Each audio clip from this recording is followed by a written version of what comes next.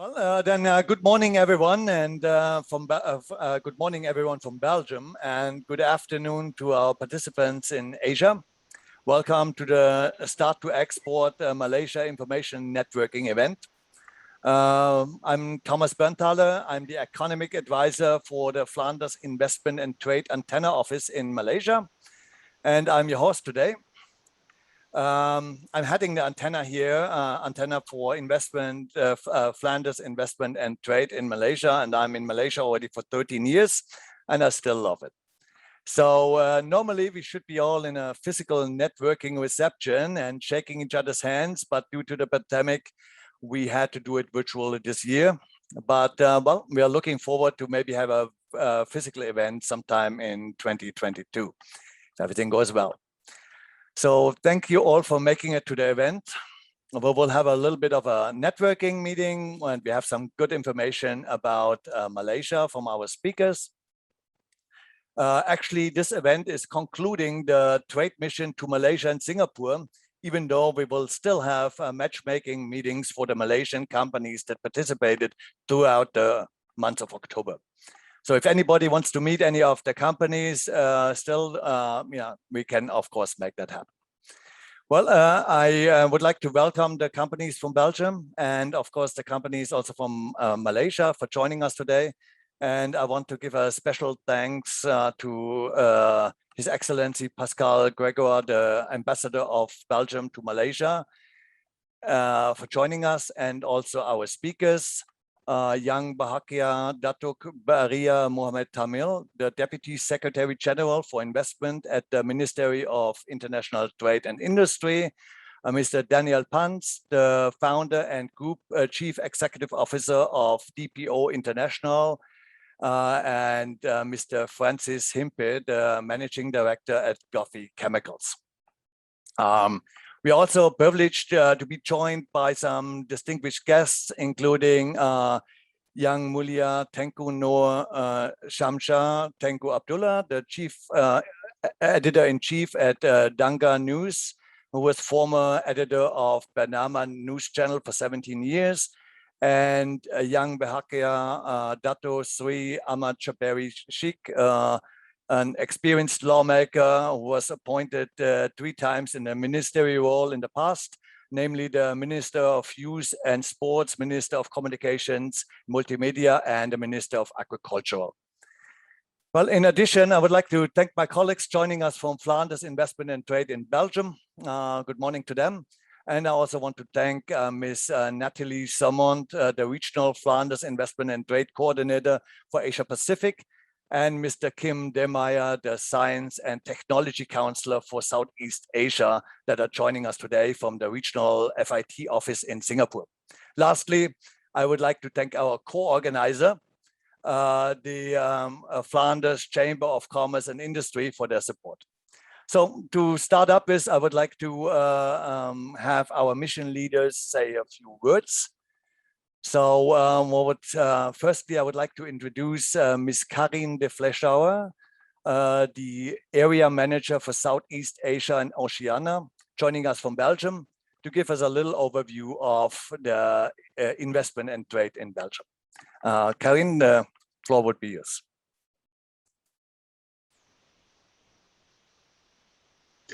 Yes, thank you, Thomas.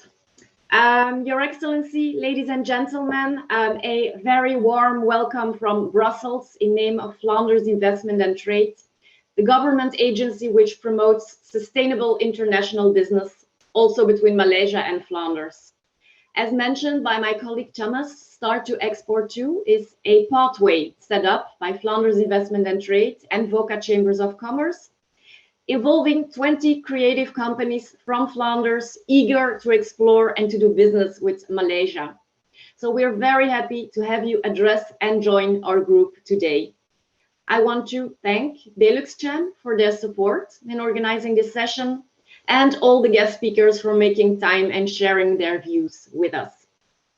Now, the participants to this event based in Malaysia have, if all is well, received a box with Belgian chocolates and biscuits to enjoy during this session. And the companies in Flanders, they received a basket with Malaysian specialties. There is a titarek, there is kaya, there is pandan cake, among other items. So I hope you will all enjoy the culinary discoveries as well as the business encounters and exchanges between Malaysia and Flanders. So thank you and have a great event. Thank you very much, Corinne, for the information, and yeah, we'll have a the chocolate didn't go to everyone yet, but it will still come. And next, I would like to invite Ms. Letitia Gallup. She's the advisor for international business from the Flanders Chamber of Commerce and Industry, joining us also from Belgium. The Flanders Chamber of Commerce and Industry is our co-organizer, and I would like her to say a few words about Voka in Belgium. Hi, everyone. My name is Letitia Gallup, and as Thomas said, I work for the Flanders Chamber of Commerce and Industry, and I'm the International Trade Advisor. As some of you might know, our Chamber of Commerce and Industry is one of the most influential entrepreneurs network. We unite more than 80,000 businesses in various industries, and we represent 65% of the private employment, 70% of the added value in the Flanders and Brussels region. Voka has a worldwide network of partners, such as the Euro Chambers, World Chambers Federation, and we also have a structural partnership with Flanders Investment and Trade. We organize several trade missions, inspiration tours, other international activities, and the Start2Export mission is an example of that structural partnership. Thank you, Thomas. Well, thank you very much for the information, and we appreciate the support of the Chamber of Commerce and Industry. Next, I would like to invite to introduce Mr. Daniel Pans. He is the president of the BeLuxCham Malaysia, to say a few words about the Belgium-Luxembourg Chamber of Commerce that is supporting us on this trade mission.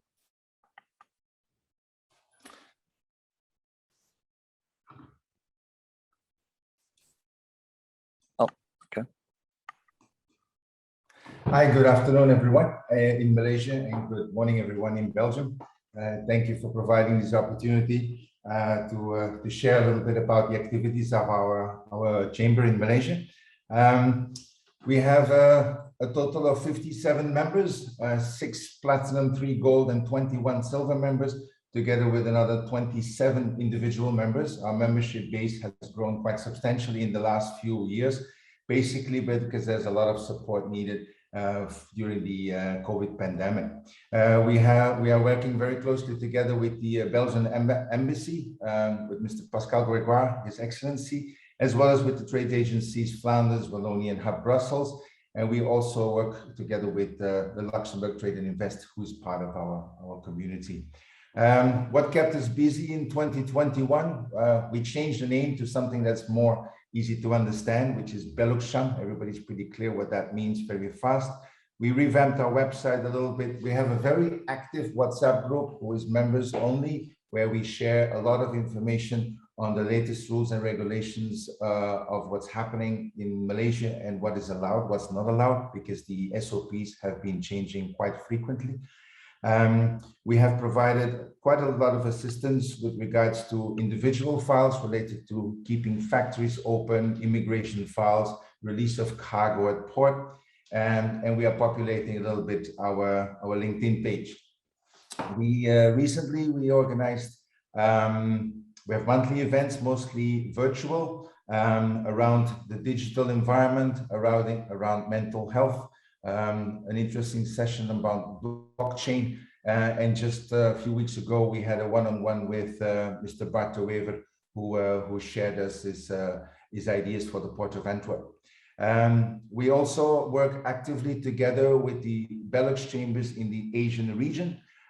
This allowed us to have interesting webinars and seminars with such dignitaries as the Ministry of Economy of Luxembourg, the country director of Google in Belgium, Minister Vincent van Petegem, Deputy Prime Minister, as well as just last week, the CEO of Solvay. We have also a seat at the board of BeLuxCham, with whom we are co-organizing a lot of events around the wide range of topics. Our collaboration is there mostly related to advocacy work. And recently we also got a seat at the EU ASEAN Business Council board. Both of these BeLuxCham and EU ASEAN Business Councils are mostly focused on advocacy. So anybody who would like to know more about the specific industry group and the challenges that they are facing either in Malaysia or more broadly on a pan-ASEAN level, we welcome them to become part of these advocacy groups. And finally, we also organize collaboration with other chambers. Like this month, for example, we had a session with the Malaysian Danish Chamber around the political status in Malaysia, which has changed a little bit in the last few months. That's maybe an understatement. And also a whole session around the MM2H program. So that's a brief introduction of what we do as a chamber. We also have overseas or allow for overseas members. So anybody who wants to join, feel free to inquire how to become a member. Thank you very much. Thank you very much, Daniel, for the information. That's very good to know. So next, it is my great honor to introduce His Excellency Pascal Grégoire, the Ambassador of Belgium to Malaysia, to give a keynote speak for our meeting. His Excellency Pascal Grégoire is a strong supporter for all organizations that promote trade between Belgium and Malaysia, and we're honored to have him as the ambassador representing Belgium. Over the years, his hard work stimulating the bilateral ties and trade between our nations is paving the way for more Belgian companies to discover Malaysia as the gateway to Asia. Your Excellency, the floor is yours.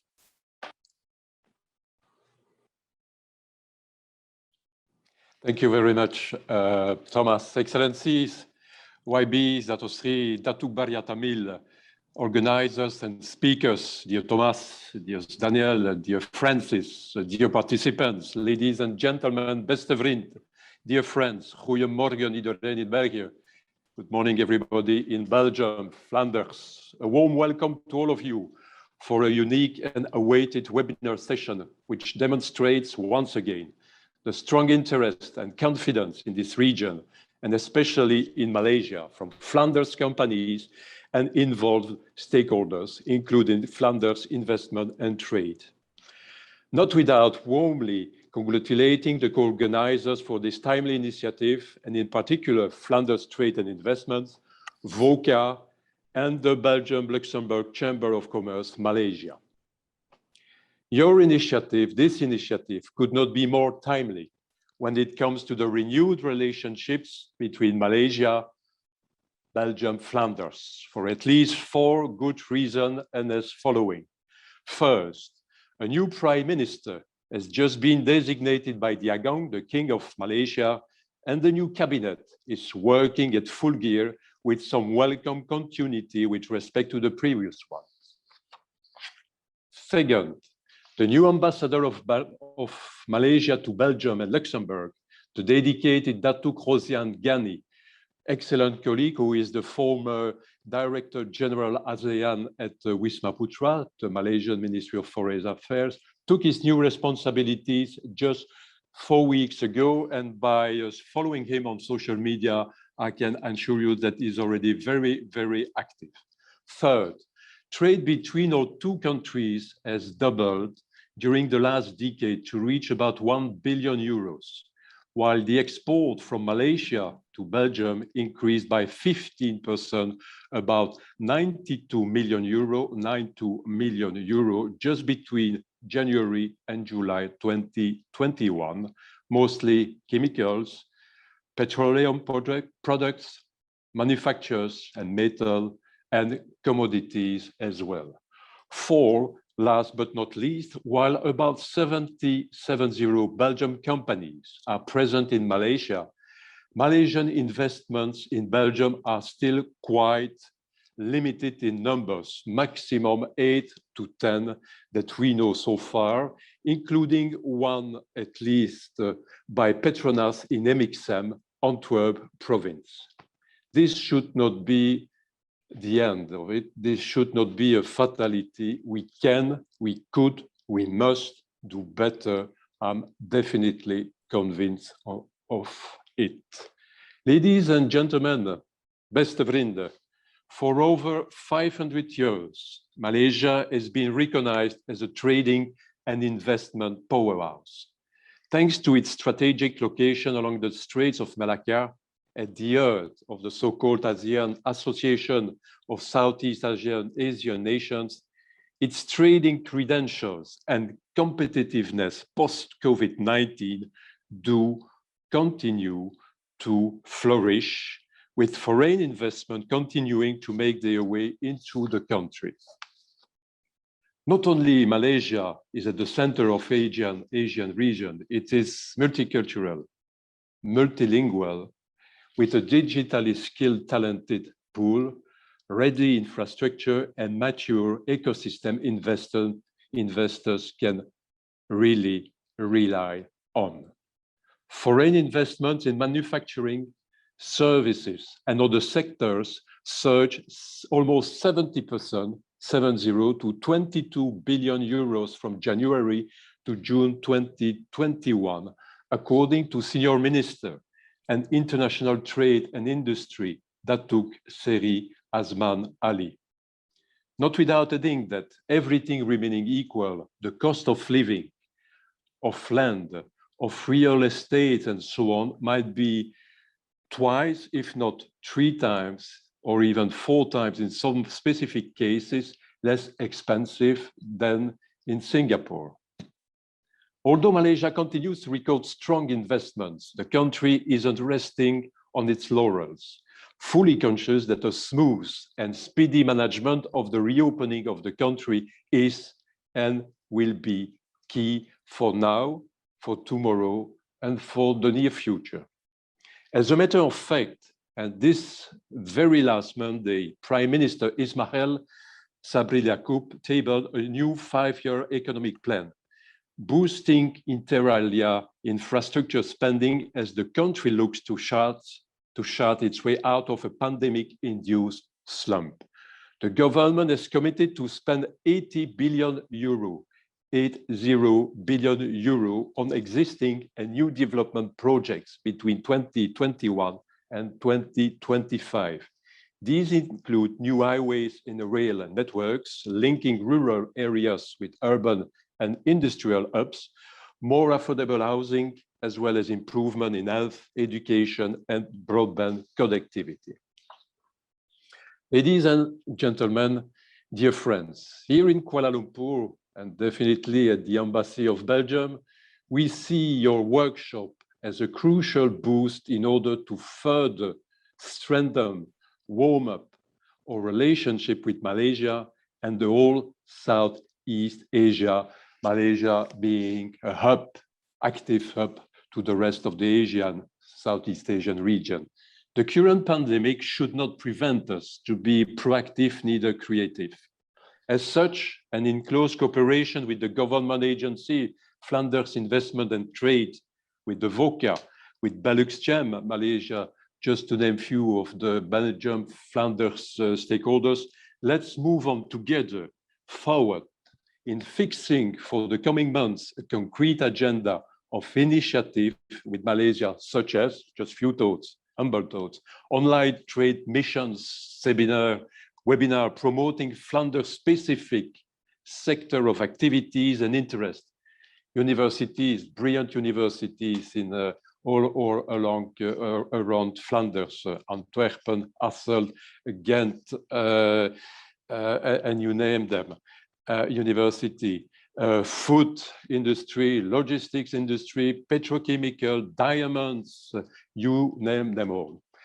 Another area for further boosting the cooperation would be organizing, or maybe some initiative related to Invest in Flanders initiative, seminars, webinars, targeted business-to-business online meetings, as well as bilateral meetings between Flanders captains of industry and Malaysian ones, but also between Flanders high-ranking politician or at the Flanders regions level, as well as the provincial Flanders level. Having said that, I wish you all fruitful and stimulating exchange of views. Thank you very much for inviting me.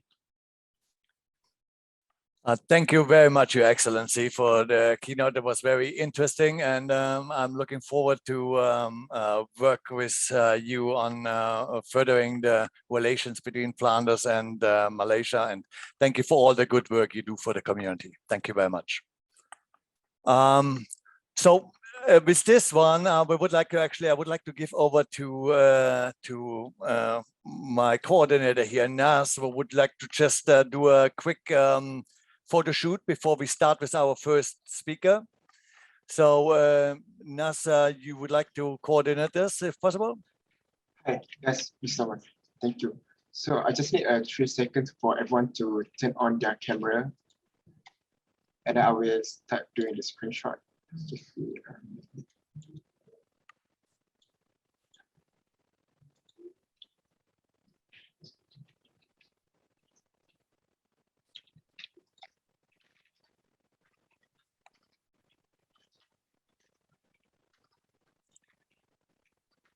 All right, I will count to 3 seconds. 1, 2, 3, smile. Okay, another 2. 1, 2, 3. Last one. 1, 2, 3. Thank you. So I will pass the floor to Mr. Thomas again. Thank you very much, Nas. Thank you for everybody putting on a smiley face for us today. So that will bring us to our first speaker. I would like to introduce Yang Bahagia, Datuk Baria Mohamed Tamil. Datuk Baria is the Deputy Secretary General of Investment at the Ministry of International Trade and Industry in Malaysia. Datuk Baria has been serving the the Ministry of International Trade and Industry for more than 24 years since 1997. She has a vast experience in international trade and industry development. We are honored that she is joining us today in our meeting and share some insights on the Malaysian economy and trends. With this, I would like to give the floor to our first speaker, Datuk Baria. Thank you very much.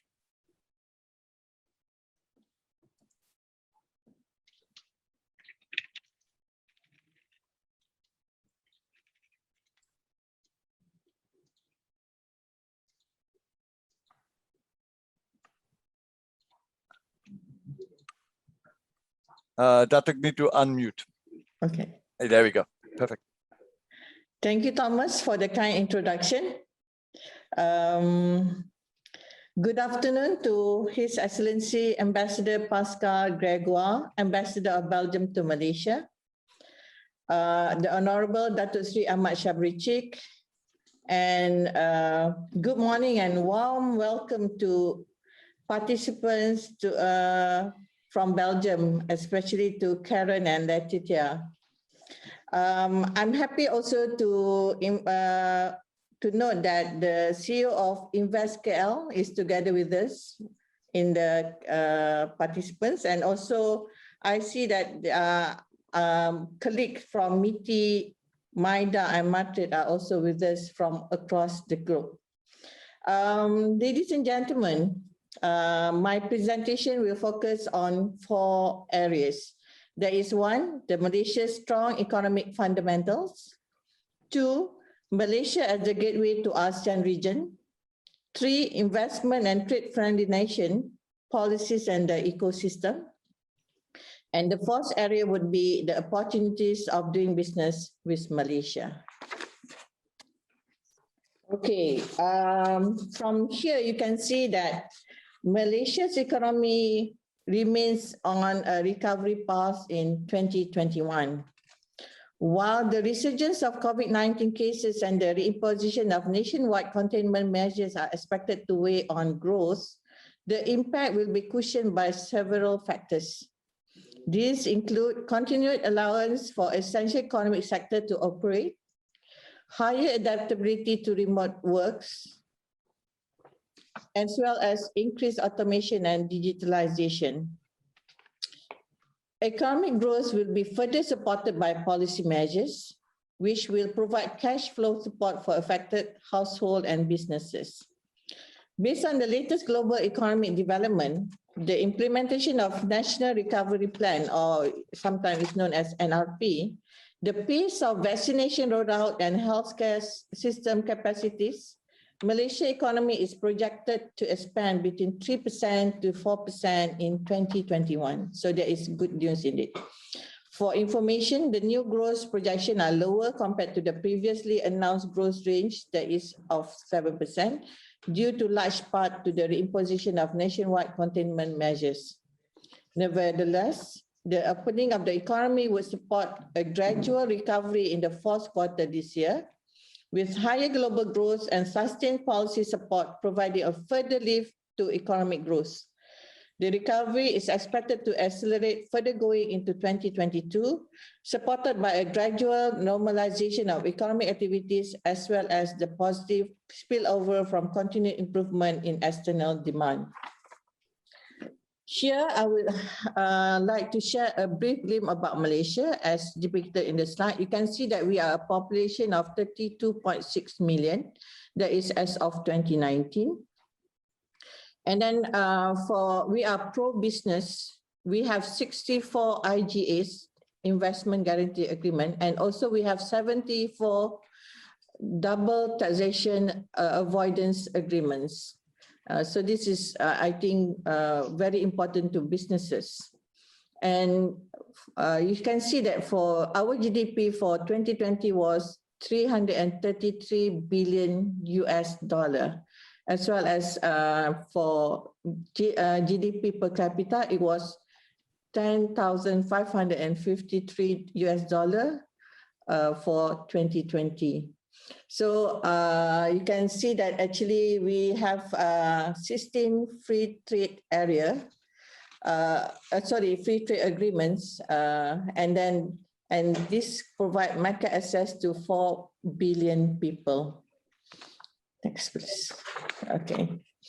Okay, this is to tell you, ladies and gentlemen, about Malaysia as the gateway to ASEAN region. A number of international reports prognose that the Southeast Asia region is one of the best performing regions across the world, including the World Bank, the International Monetary Fund, the Organization for Economic Cooperation and Development, or OECD. Malaysia, as you can see, the one in blue, is the center and the heart of ASEAN, and it is best positioned as the gateway for trading and investment in the region. As you can see from the map, it takes a matter of a few hours with increased flight connectivity from Malaysia to other economies in the region. Okay. This is when I mentioned about the 16 free trade agreement. Everybody knows that free trade agreements are important platform for Malaysia to gain better market access and advance our trade and industrial development agenda. MITI, that is my ministry, the Ministry of International Trade and Industry, is the lead ministry in Malaysia on any FTA talks.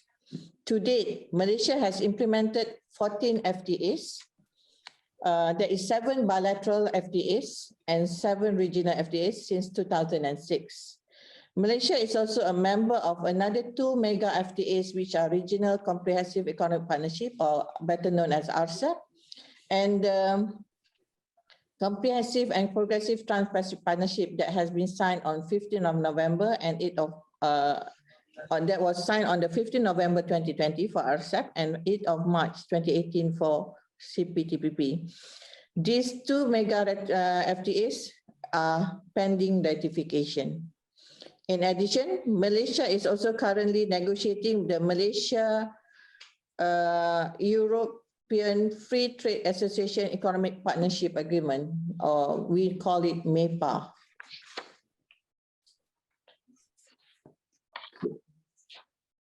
And from this slide, you can see that actually Malaysia is a member of the RCEP. And you can see from this slide that RCEP was actually negotiated by 16 countries, consisting of 10 ASEAN member states and the ASEAN's free trade area partners. There is Australia, China, India, Japan, Korea, as well as New Zealand. In November 2019, India left the negotiation table due to national priority, and now we are left with only 15 countries.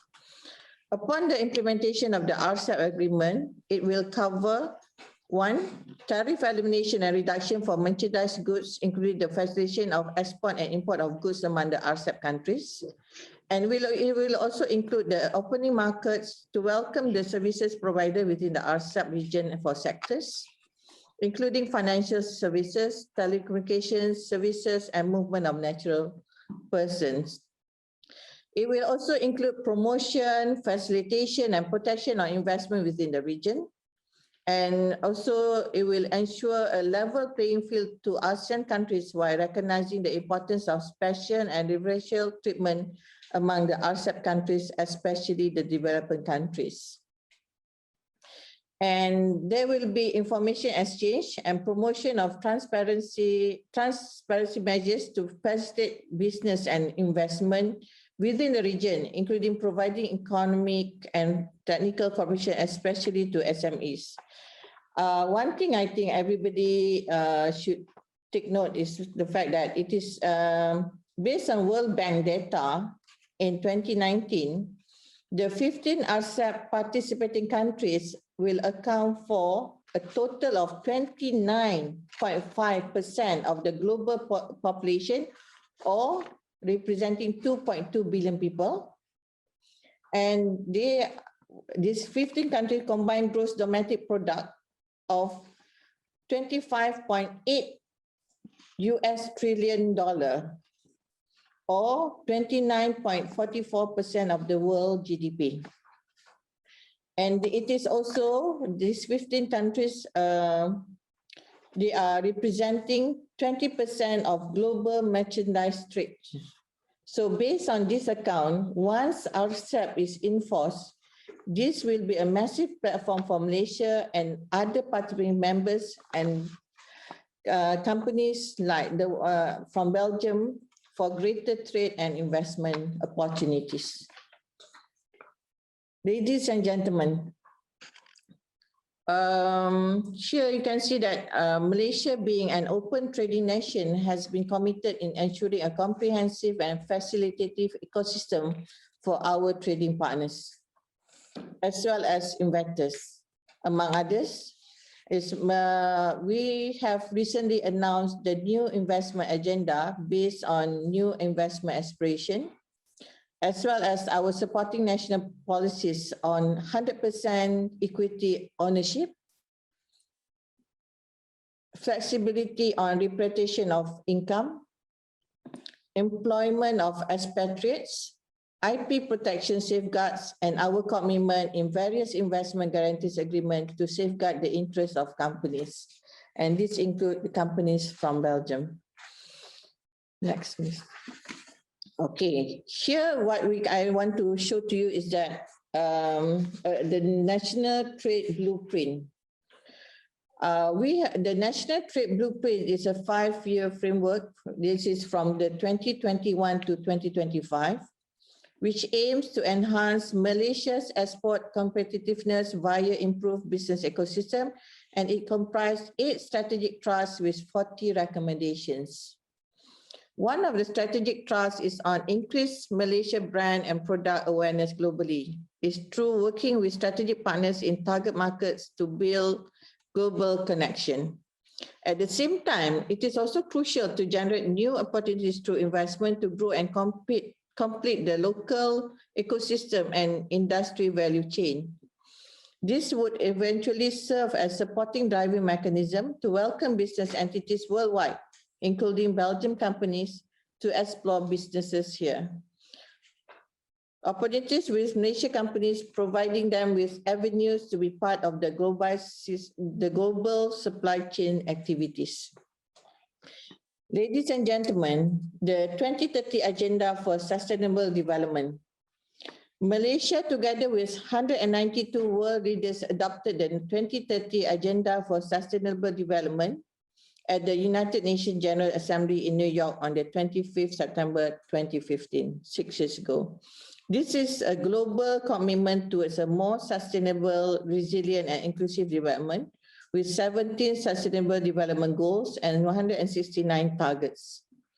The 2030 Agenda for Sustainable Development serves as a collective blueprint to achieve a better and more sustainable future for all. It challenges us to get serious about delivering an integrated and balanced social, economic, and environmental agenda. At the trade forefront, there is an urgent need for business to adopt sustainable practices in their production in order to remain relevant in the global market. One of the initiatives undertaken to create awareness on sustainable practices among Malaysian exporters is the introduction of Sustainable Action Values for Exporters, or SAVE, program by MATRADE. Through this program, MATRADE collaborates with strategic partners ranging from banking, that is with CIMB in green financing, with private entities, with CIRIM, this is our standard department, for eco-labeling, as well as corporate organization for responsible business alliance, through seminars, webinars to share on best practices of sustainability. A total of 9 webinars were organized for this purpose within these 2 years. So you can see the seriousness of this matter. This is on investment and trade, to show that we are investment and trade friendly nation. For us, Malaysia offers a dynamic and vibrant business environment and ecosystem. You can see from here that our market-oriented and open play an important role in promoting trade as well as attracting investors, as recognized by many international institutions that include the CEO World Magazine, the Bloomberg, KPMG Cost of Doing Business Index, World Bank Ease of Doing Business, and DHL Global Connectivity Index. And you can see our ranking from the slide just now.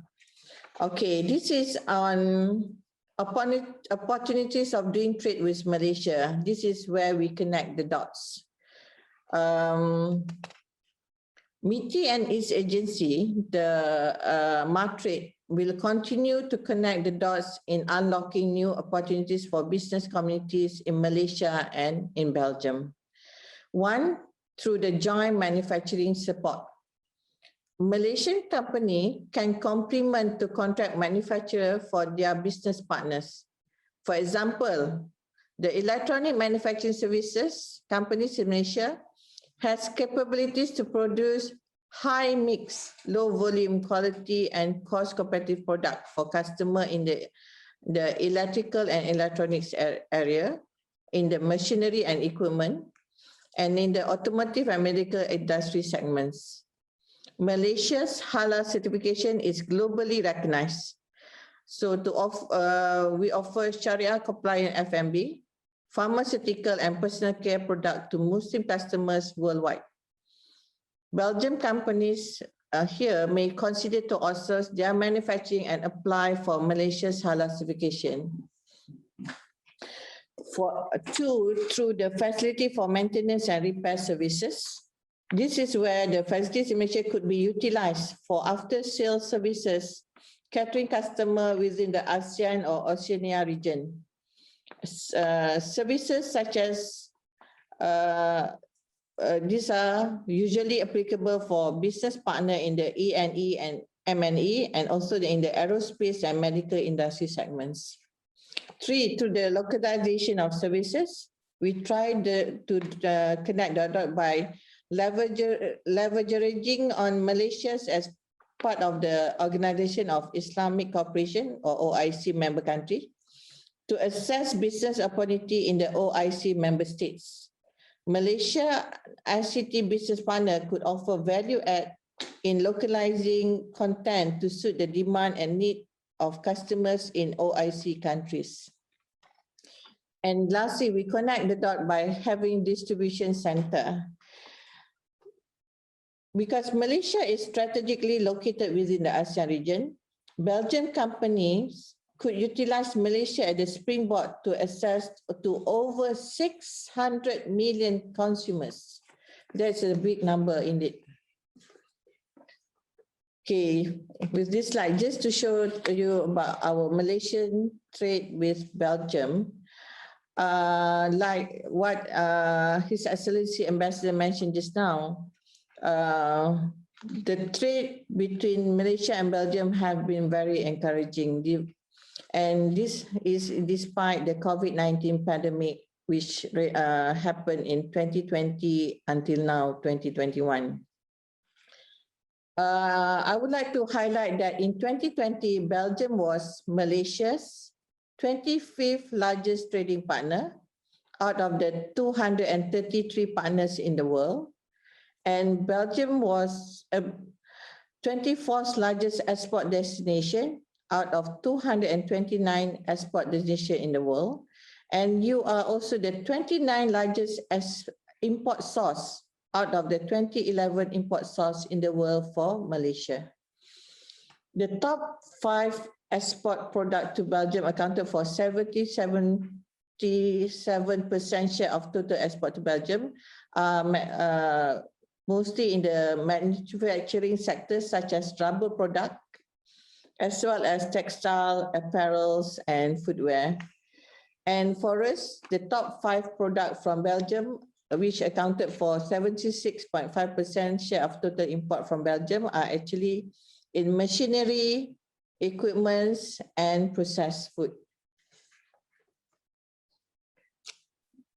Okay, maybe I think one thing that I would like to mention also is the fact that for Belgium, Belgium was also our 5th largest trading partner within the EU.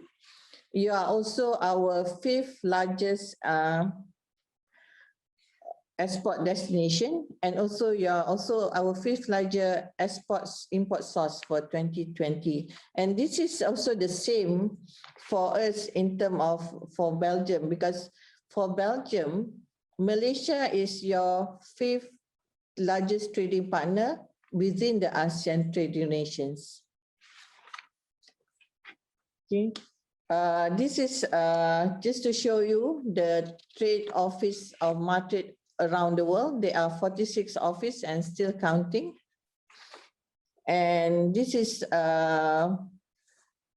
where I want to introduce you to our man on the ground.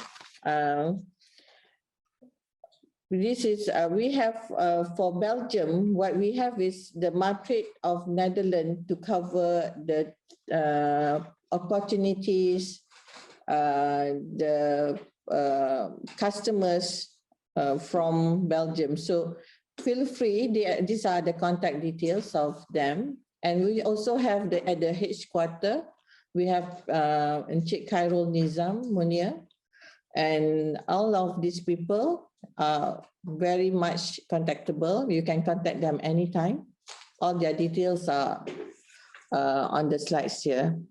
I have come to the end of my presentation. I would like to thank all of you for your interest of doing business with Malaysia. Feel free to contact any of us. You can even contact me.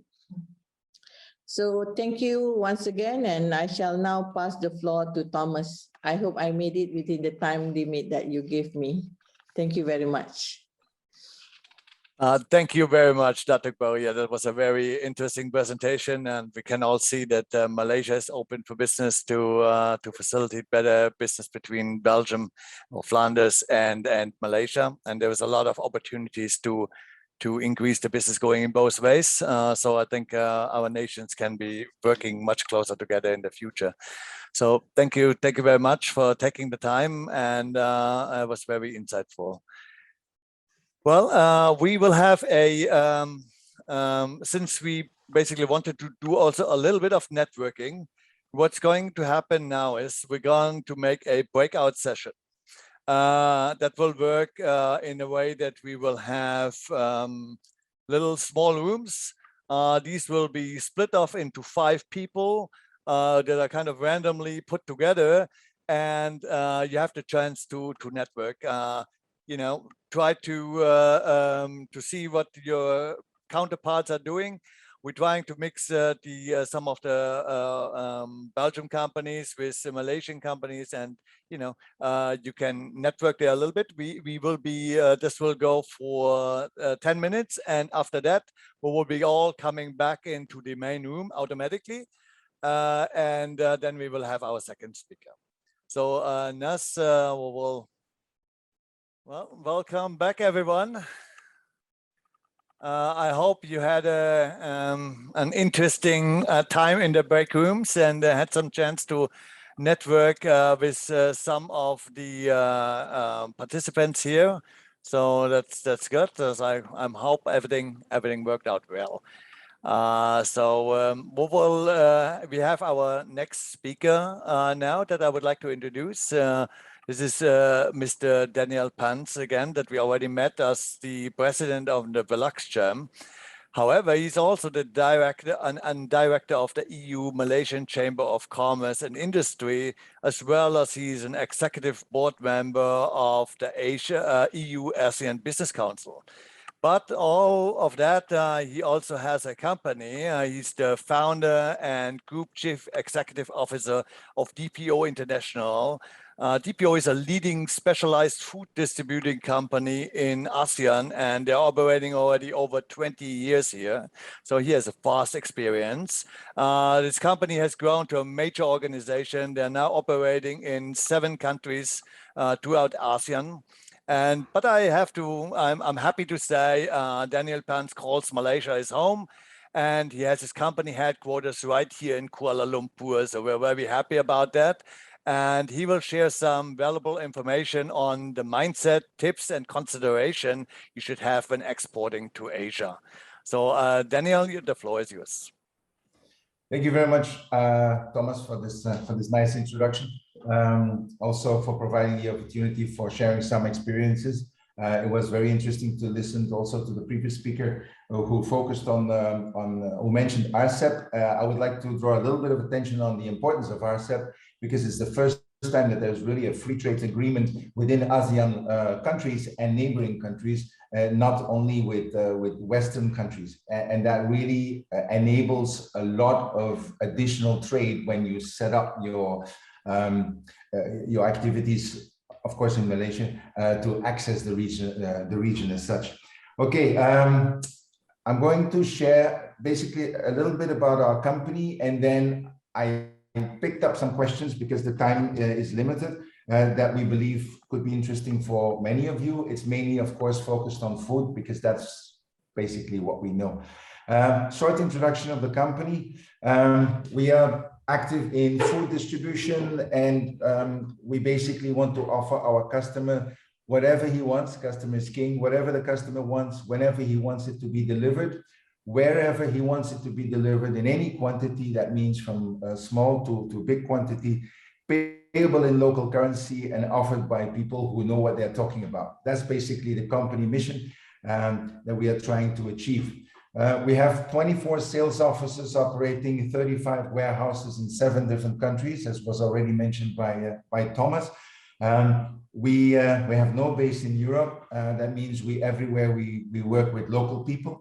Our operational headquarters is in Kuala Lumpur. Our biggest markets are in Indonesia, in China, where we operate. Indonesia 6 branches, China 4. Then we have branches in Philippines, in Thailand, in Sri Lanka, in Vietnam.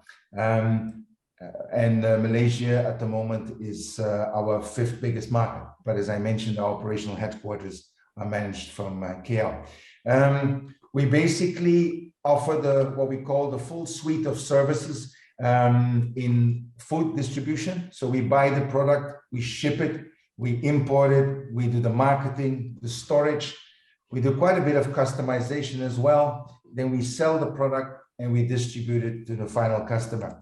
We are active in all 4 of the cold chain types, from frozen products, chilled, air-conditioned, and dry products, which all require a different way of handling.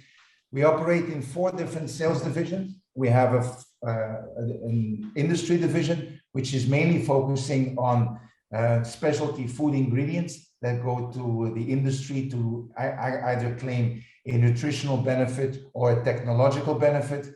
Then we distribute to the retail, to the food service, and since about 5 years, not since COVID started, but since about 5 years, we are active selling directly to the consumer via an online e-commerce platform.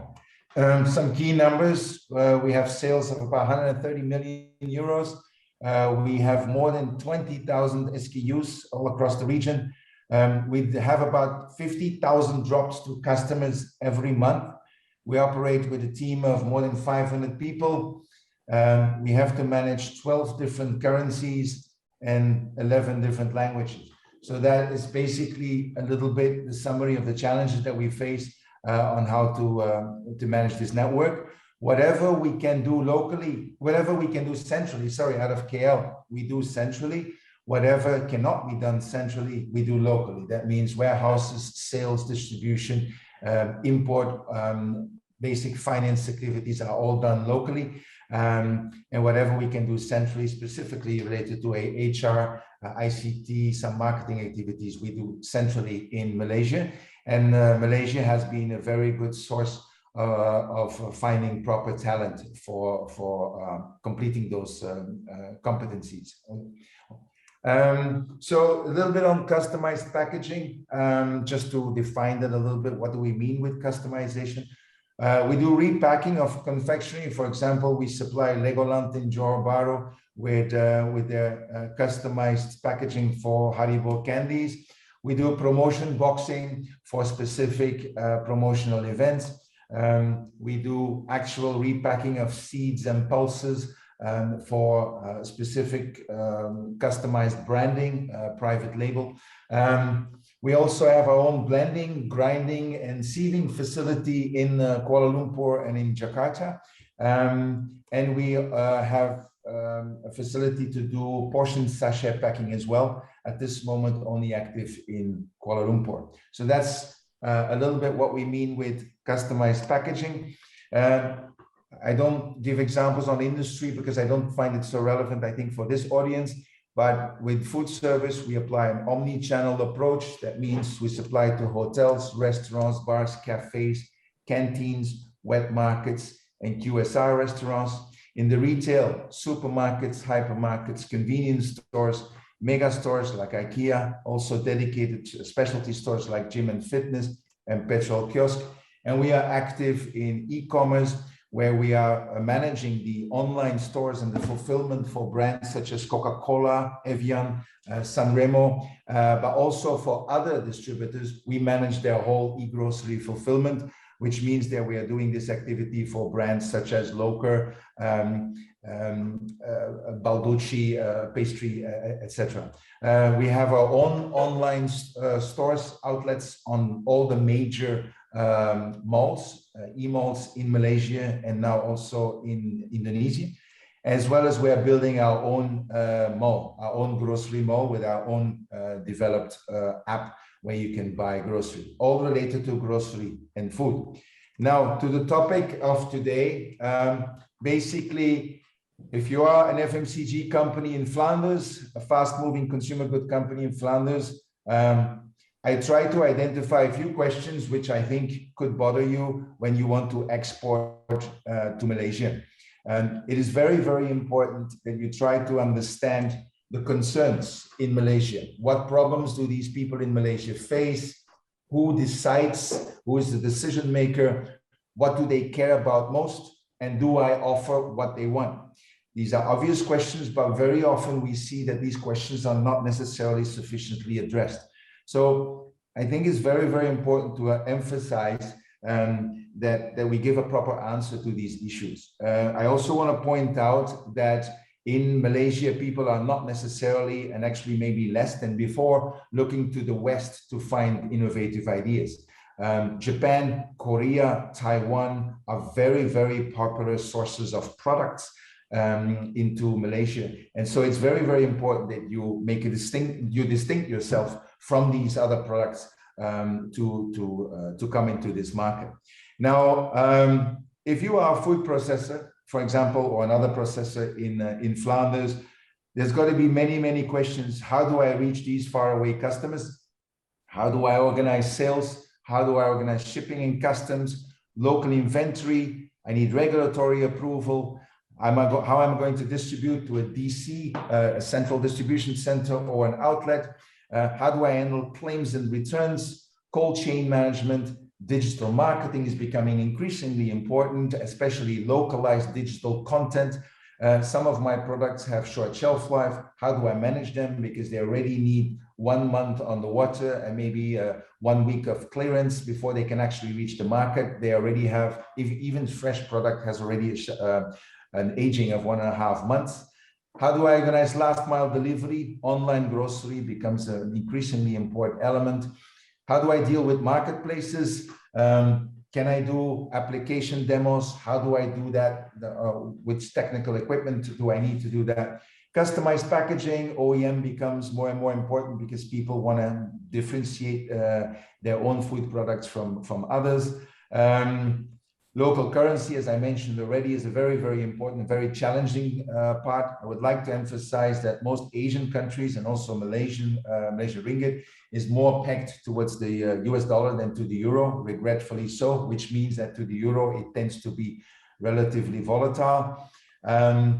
Scientific support is very important when you approach local markets. What are the labeling requirements? What is the MOQ? In short, there are many, many different problems that you need to tackle, including in-store marketing and promotion. And we can say in a way that for all of this, we help you. We connect global food innovations to local markets. However, in reality, it is very, very important that we establish a strong partnership. Now, I'm going to try to answer a few of the questions already, what I heard in the breakout sessions. Many people are asking, do I need halal? I know my neighbor is exporting to Malaysia. He does not have halal. So do I need it? Issues like I have halal because I export already to Morocco. Can I start? Can we start with non-halal first, see how it goes, and then decide later what to do? These are the questions that we're getting all the time.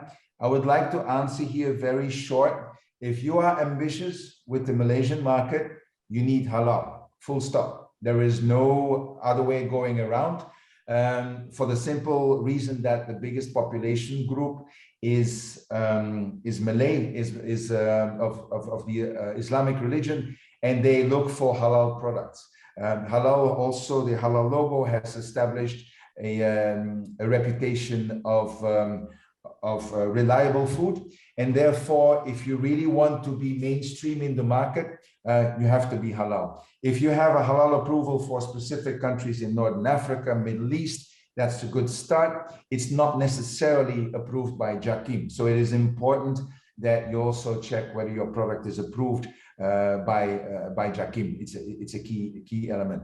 There are a few authorizing bodies in the region. Indonesia has another one, but JAKIM also recognizes many halal approval bodies in Europe, and it is important that you are approved by those. I would also like to stress that it is important as a sign of commitment when you go and choose local partners that you are committed to this market. If you say, I'm not too sure, I'm going to try first, you risk not to attract the major distributing companies because they say this company is not really serious about the Malaysian market. If I have to allocate a lot of resources to test them, to introduce them to the market, if they then decide not to go for halal, that means we cannot attack or approach the whole population. Therefore, we shall not focus on the supplier. So that is a key consideration to be made. We are very well aware that Malaysia has 3 population groups, as you know, also Chinese and Indian, together with a lot of indigenous groups, but halal is really the overall requirement for all population groups. Another question that we often get are related to regulatory challenges. For example, do I need to change my packaging? And there I would like to briefly introduce a few elements. Number one, nutritional claims that you make on the food packaging, they need separate approval. You cannot just make statements by saying that the product is good for so-and-so, and that you automatically expect that to be accepted in the Malaysian market. Every market in Asia, the Thai FDA is similar, the Malaysian, the Indonesian Ministry of Health is similar. Your claim has to be substantiated, and if necessary, if you want to go, it requires separate approval for the Malaysian market, possibly with a local study. So you have to be careful on what you state, and that possibly means that certain nutritional claims will have to be overtaped because they are not allowed. Nutritional information needs to be compliant with Malaysian nutritional standards.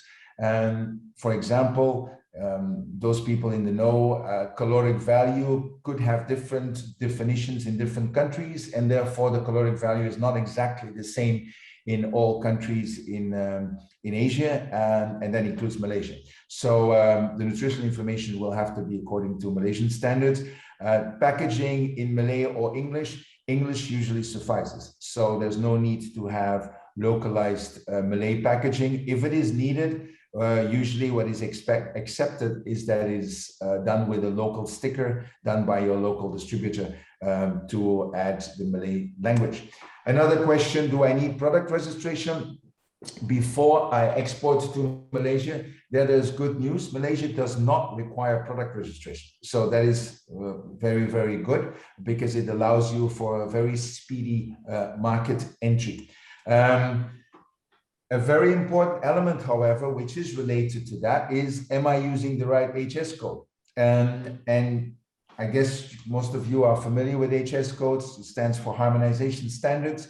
HS codes are linked to import taxes, and sometimes the product, because a lot of product development becomes more and more advanced, so sometimes it is gray. That means one HS code gives you the import tax of white, the other one gives you the import tax of black, but your product is somewhere in the middle.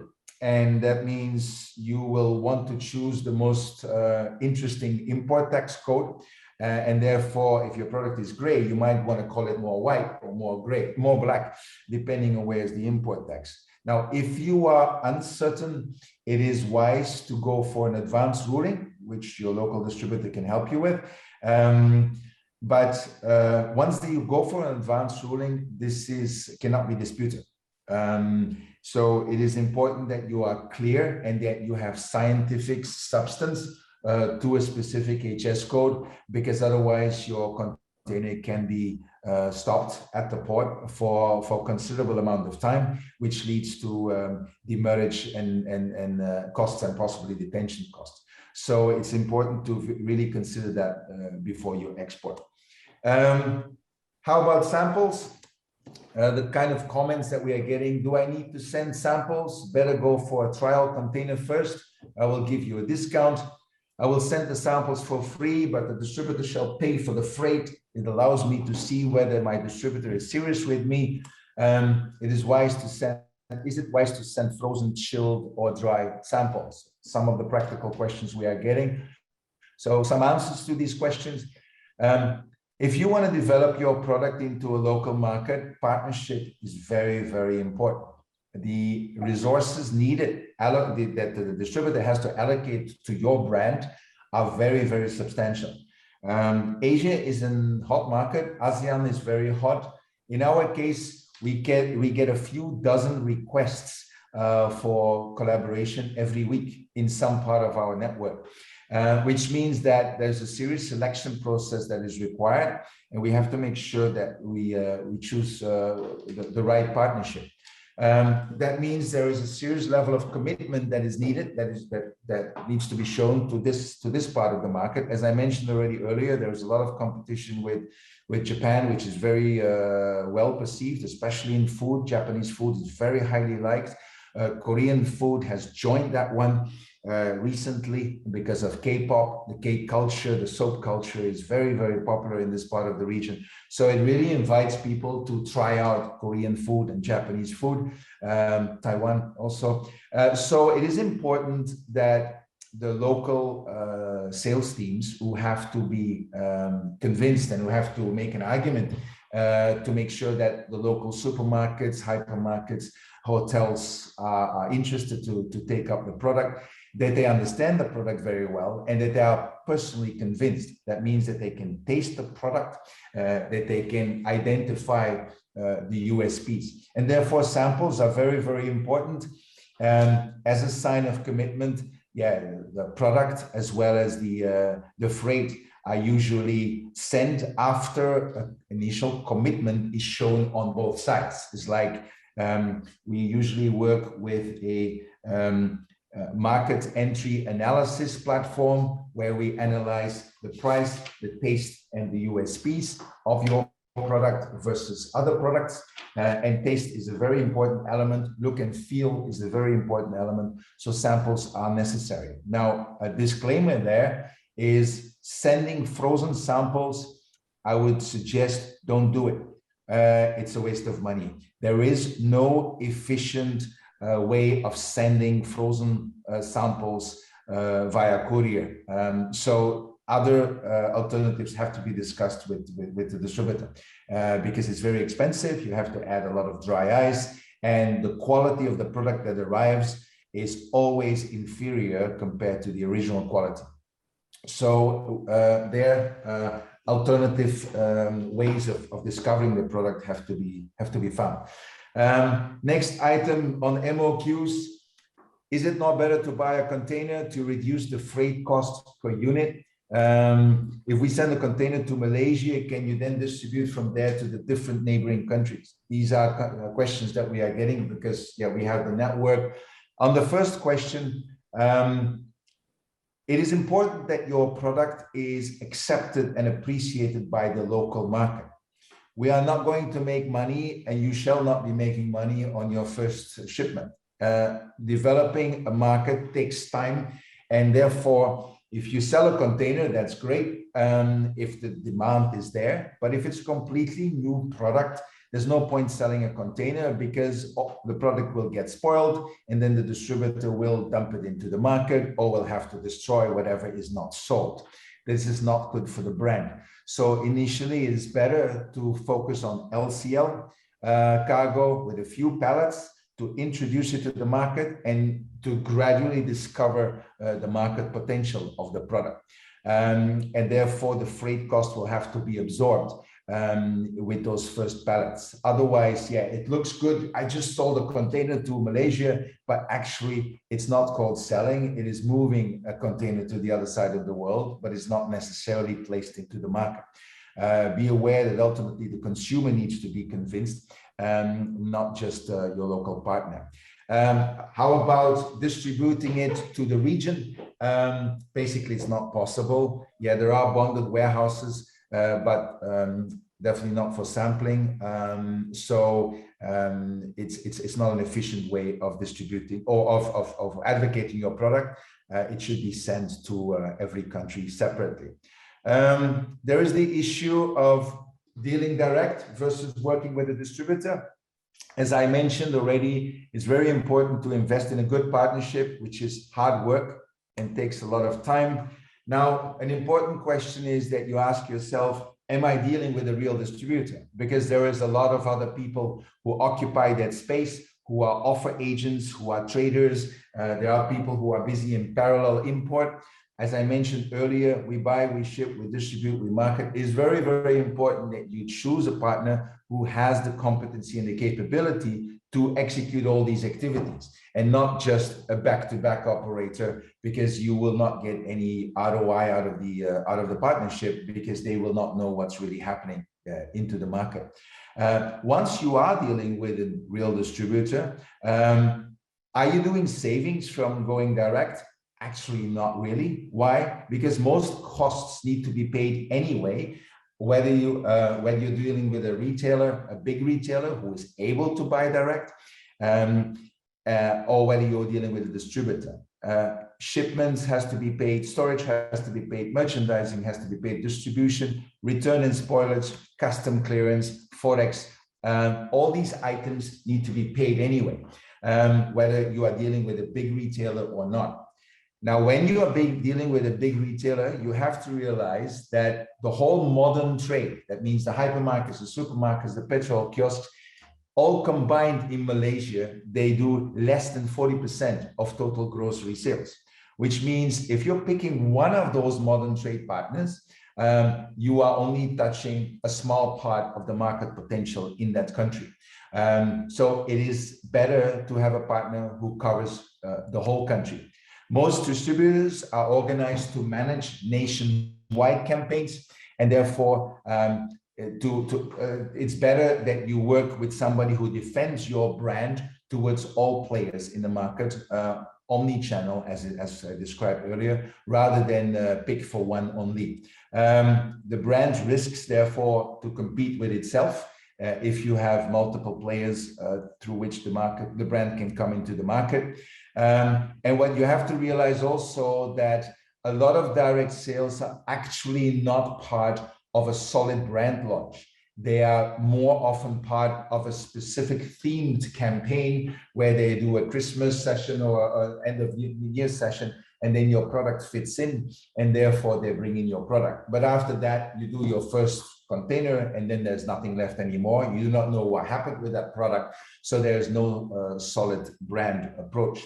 Parallel import is also a very clear activity in Malaysia that you've got to be aware of. Are you part of a parallel import scheme, or you are dealing with a major import setting? The last slide I would like to share, I have 1.5 minutes left. This is impossible to share all this content, but I'm going to quickly go into it. A very important part is listing fees, especially for the retail. For food service, there are no listing fees, so you've got to make your choices. Listing fees, if you want to go for the main players, it is very important that you take into consideration listing fees. It is perfectly okay not to start with listing fees and approach smaller retailers first. And of course, with food service, as I mentioned, there is no listing fee. Many supermarkets in this part of the world make money with trading terms. There's something that you have to realize, which is not often sufficiently understood. Most of the products are actually sold via distributors on a returnable basis. That means whatever is not sold, the distributor has to take it back. So if you bring in a container and it is not sold at by the time the product expires, the distributor has to take it back. They have to issue a CN and go and collect the product back. Besides that, trading terms are a key part of your dealings with supermarkets, and a major part of the revenue stream of the supermarkets are actually coming from those trading terms. Fixed rebates, promotional rebates, promotion subsidies that you have to guarantee is all part of your dealings with retailers. Again, trading terms do not exist with food service players, increasingly with e-commerce platforms as well. Trading terms become a vital part. So you have to be aware of that. Also, merchandisers are very, very important. Actually, your product has to be, the shelves inside the supermarkets, they have to be filled by active merchandisers. That means to make sure that your shelves are properly filled up into the right space that they have available, because otherwise you run out of stock and gradually your product is going to disappear from the shelves. So therefore, your product has to be visited actively by merchandisers to create sufficient space on the shelf and to make sure it's sufficiently replenished. If that's not happening, your business is gonna gradually phase out. Very important that you know your USPs. I'm the biggest one in Belgium, is not really a seller. It's very important that you identify your product with proper USPs and that you can name them. Why should people buy your product?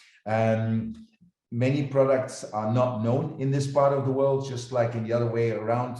Durian is not known, bird's nest is not known. So if you say in Belgium, I give you a rebate on durian or on bird's nest, it's not really going to help because these products are not known. So you got to be aware that people aren't necessarily fully exposed to your product mix in Malaysia. Besides that, you need promoters. Product training is very important, but I'm going to have to stop here because I'm 1 minute over my allocated time. But thank you very much for taking the time to listen. The floor is back to you, Thomas.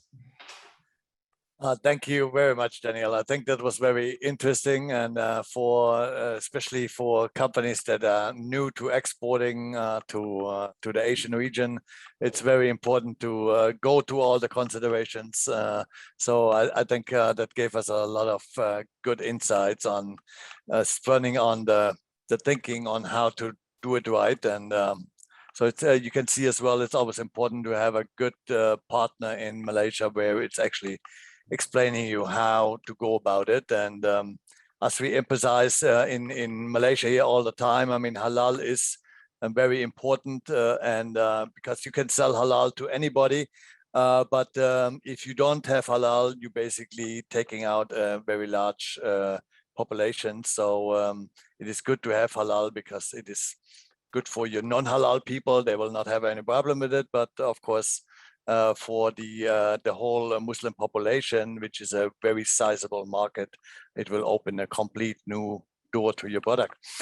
So, that said, we will go for one more little breakout session, so you have some time to network one more time, and after that we will come back for our last speaker. Unfortunately, the event will go a little bit over. I hope you're still enjoying it and staying for our last speaker to address the audience. So we will be back automatically after the breakout, and then I wish you all a good networking session and see you back soon. Welcome back, everyone. I hope you had a good breakout session.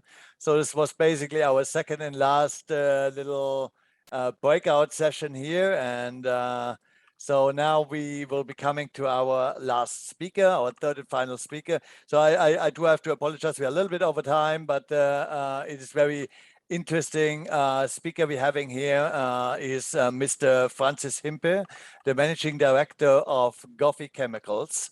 Mr. Himpe is from Belgium, but he's already has 27 years of experience working with Belgian companies in Malaysia.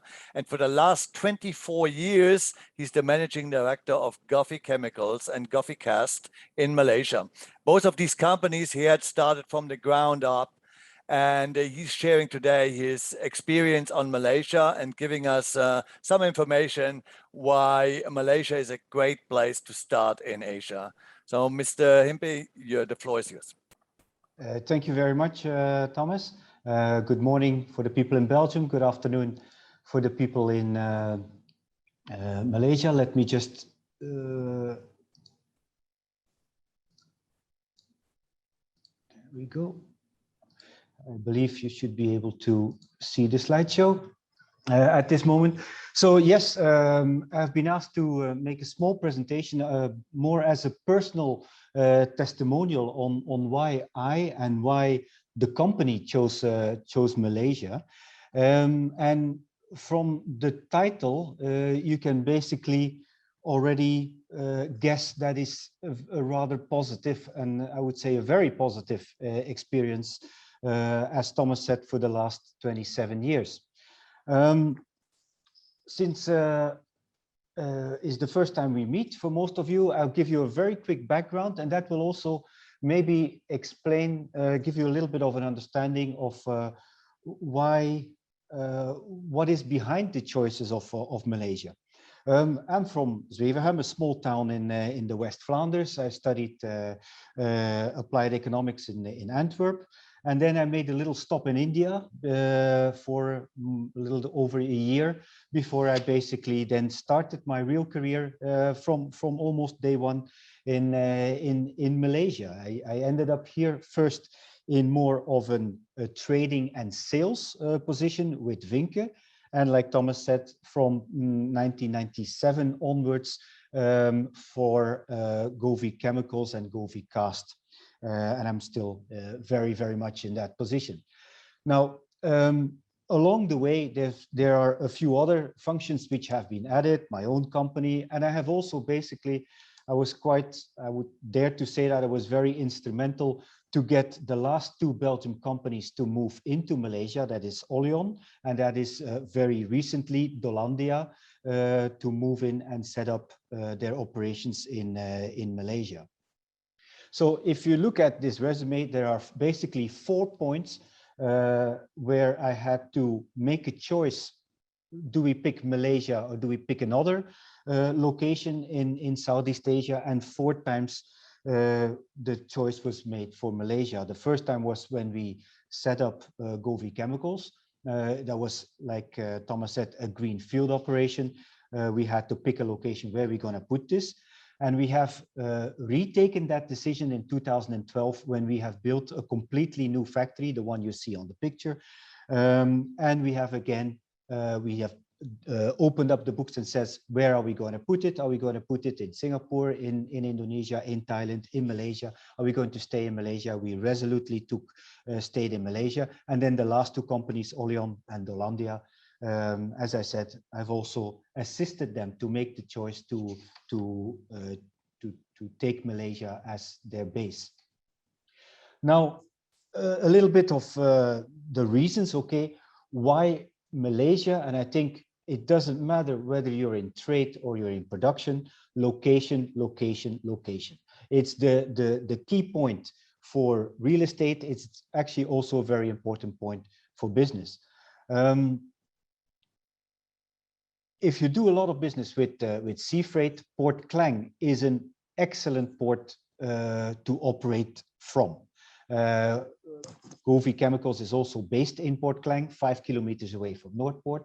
Port Klang is a pretty busy port. We're pretty much as busy as Antwerp. But if you just look at the map, you can see Port Klang is on the Straits of Malacca. So basically any vessel going in and out of Asia has to pass through. That means you have very frequent sailings and you have also very competitive rates. I'll give you one example, a container from, I'm speaking about the pre-COVID rates now. Currently, the things are a bit upside down, as everybody knows, but pre-COVID, you could have a 20-foot container from Port Klang to Katlai, the port for Ho Chi Minh City, at roughly $100 US, whereas Bangkok to Ho Chi Minh City is typically about $400 US. If you do commodity products, these are very, very important differences. Besides sea freight connections, the air connections are also really, really excellent from Malaysia, with not only regular airlines flying in and out, but we have also 2 budget airlines, AirAsia and Malindo, and they allow you to travel really fast, economical, and really point to point within the region, which is a very interesting thing. The second thing is language. Of course, English is very, very widely spoken. Most government documents can be submitted in English.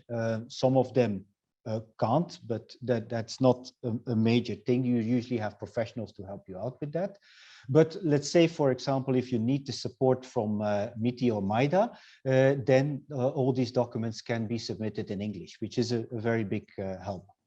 Bahasa Malaysia, it's a beautiful language. It's an easy language to learn. It's also written in the Roman alphabet, so that helps a lot. And it's really easy to at least develop a basic communication skill with your staff on the floor. Management, usually communication in English is no problem at all. With the people at the shop floor, basic Bahasa is easy enough to do. In terms of demographics, it's a very sizable population and also a very young population. roughly half of the population is less than 30 years old. And you can also say that 40% can be considered as middle class with very, very limited hardcore poor.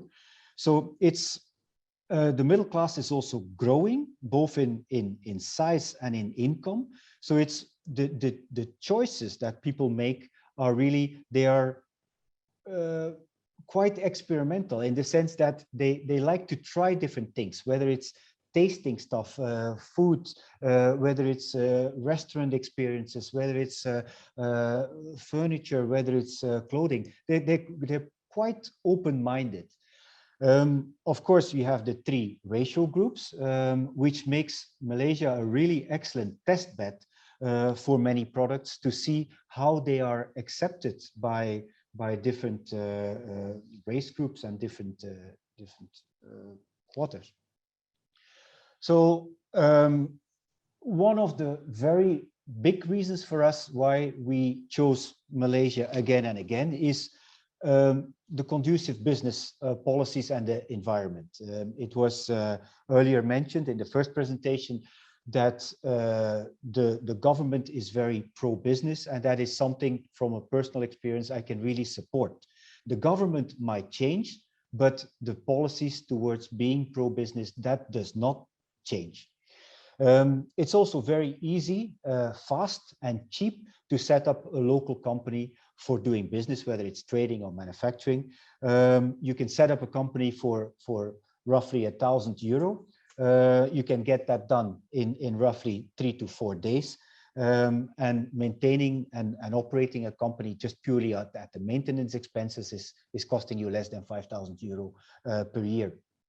There are very interesting incentives for regional offices and the promotion of investments and expansions, which can be negotiated with the local with the authorities, and which are being supported throughout as well. It's not empty promises. I can say that for a fact.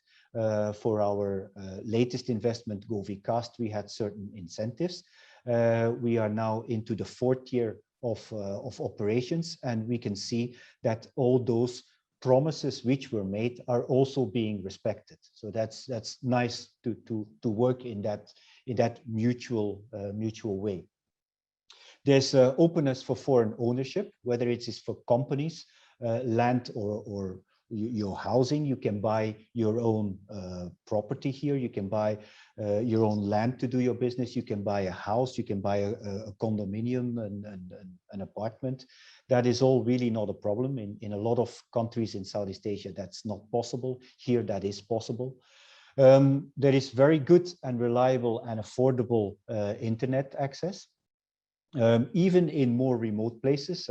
I'm in Port Klang, which is a little bit out of the really the city hustle and bustle, and yet we have good connections here. They are stable. We have really no issue with it. And there's also besides a good internet access, there's also a good general digital infrastructure, which is supported by digital banking and other things. Submissions to most of the authorities is done fully digital and so on.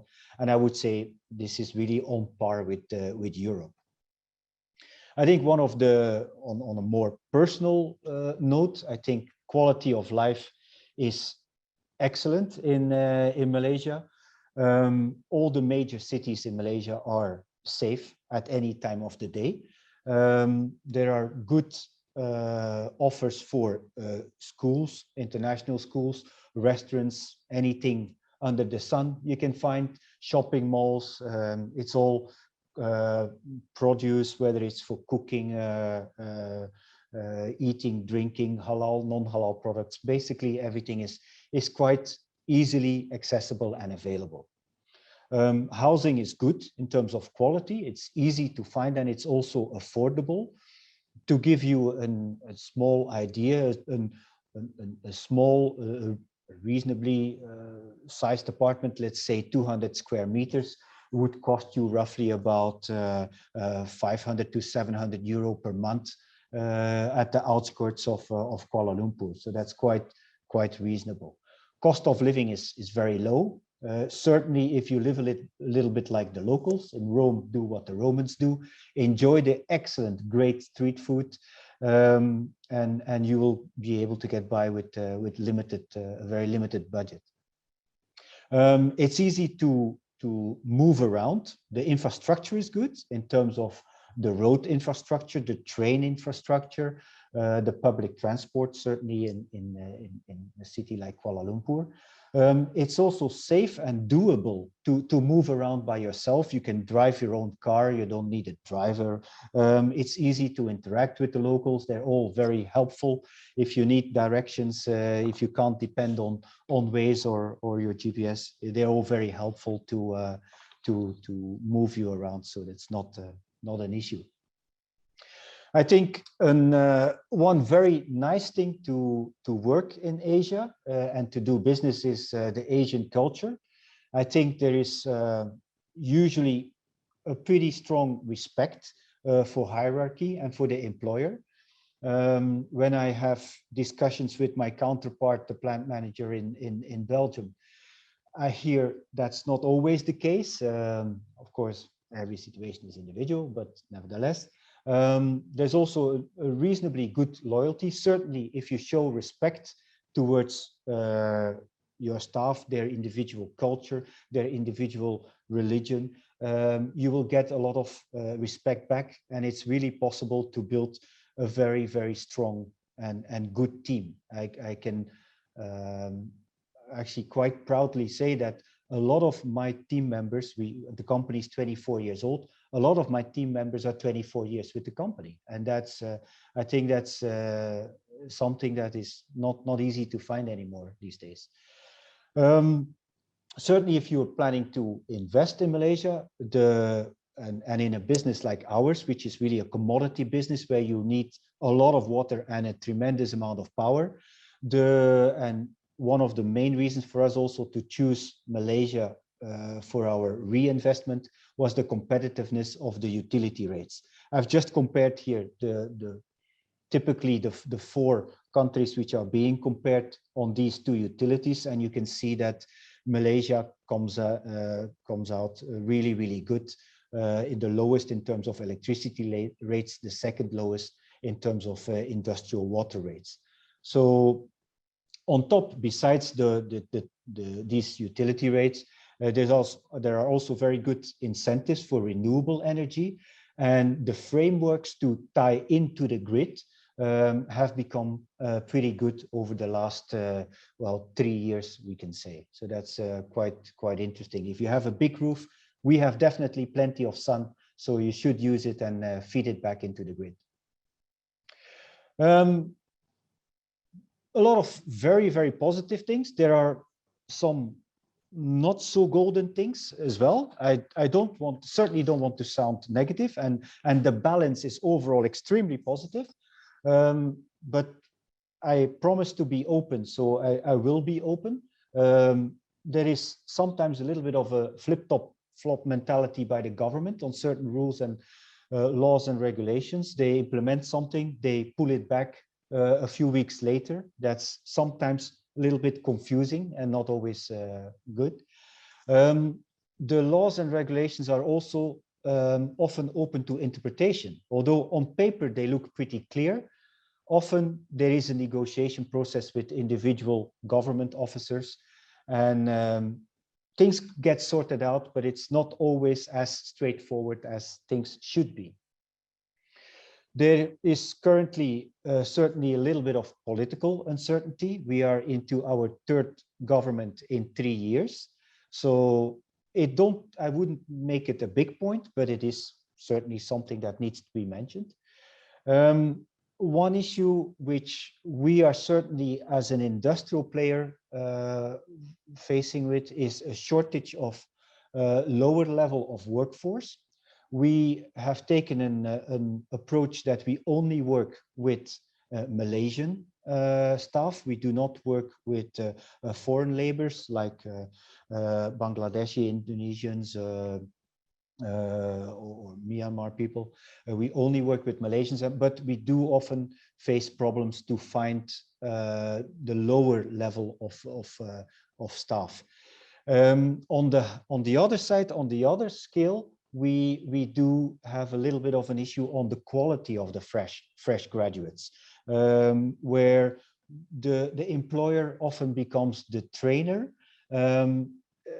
Again, there is potential. You need to put in the effort to train up these people, and you can make them long-term good employees, but it takes a little bit more effort than maybe what it should be.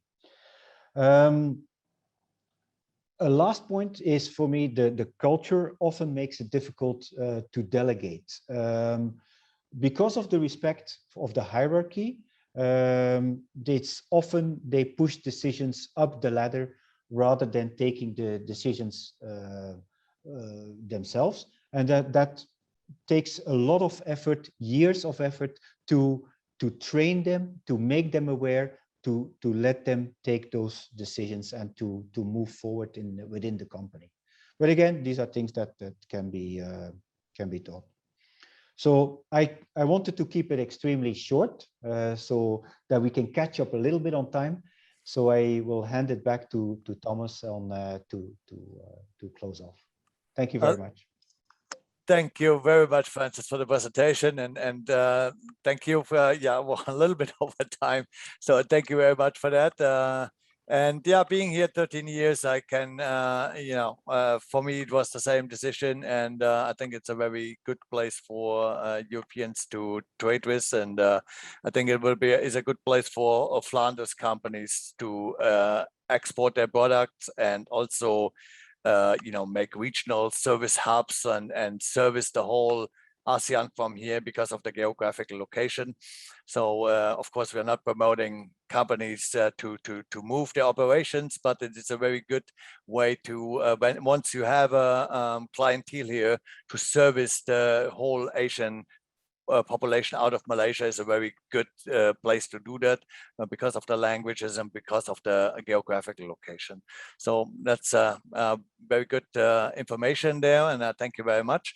Well, that is kind of bringing us to the end of today, and I'm sorry that I'm a little bit over my my time that I gave you. But this concludes the event today, and if there is any questions for Belgium companies or for companies from Flanders, or you have any questions for the speakers or any participants that you have met throughout that event, please just send me the questions. I will make sure I connect you to the people or be able to help you myself as well. We're here to help, and you can scan the QR code if you like. There's all my information on the screen. And I would appreciate you follow us on LinkedIn, and then you will be also informed of what happens at Flanders Investment and Trade.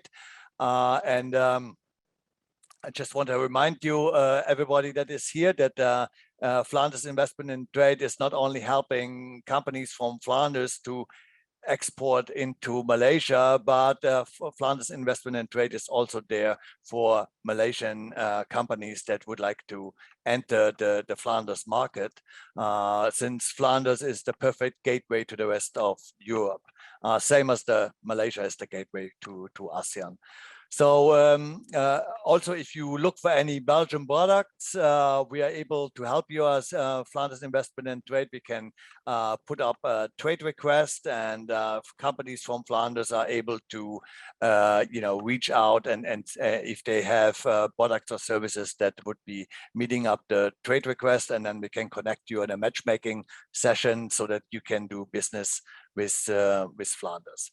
So after the mission, after the event, I will send out a small email with all my information on and so on. So then, any questions, anything you have, please contact me, and I will do my best to connect you together. So thank you very much for taking the time today to join us on this little event. And well, that is basically concluding the event, and see you all soon, and thank you very much. Stay safe, and thank you. Bye-bye.